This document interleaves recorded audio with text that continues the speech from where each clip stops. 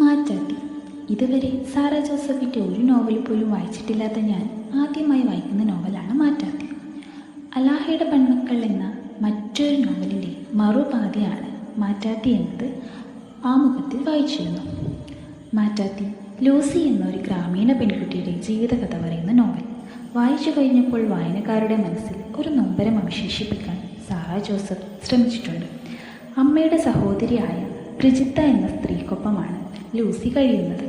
ഒരു വേലക്കാരി എന്ന പോലെയാണ് ബ്രിജിത്ത അവരെ കാണുന്നതെങ്കിലും ലൂസി അവരെ ഒരുപാട് സ്നേഹിക്കുന്നു. ബ്രിജിത്തയുടെ വാർദ്ധക്യം നോവലിൽ വളരെ നല്ല രീതിയിൽ അവതരിപ്പിക്കുന്നുണ്ട്. അവസാന നിമിഷം ബ്രിജിത്ത ലൂസിയുടെ സ്നേഹം മനസ്സിലാക്കുന്നത് വളരെ ചെറിയ വരികളിൽ അടയാളപ്പെടുത്തുന്നുമുണ്ട്. ലൂസിക്ക് സേതുവിനോടുള്ള പ്രണയവും ഇടയ്ക്കിടെ വന്നു പോകുന്ന ചെറോണ എന്ന സ്ത്രീയും നോവലിൻ്റെ ഭംഗി കൂട്ടുന്നു. മാറ്റാത്തിയിൽ പരാമർശിച്ചിട്ടുള്ള പാപ്പാനഗർ എന്ന പദ്ധതിയാണ് കേരളത്തിൽ ലക്ഷം വീട് കോളനിക്ക് തുടക്കം കുറിച്ചത് എന്നും ഇതിൽ പറയുന്നുണ്ട്. മാറ്റാത്തി ഇത് ലൂസിയുടെ കഥ, ബ്രിജിത്തയുടെ ജീവിതം, ചെറോണയുടെ വികാരം.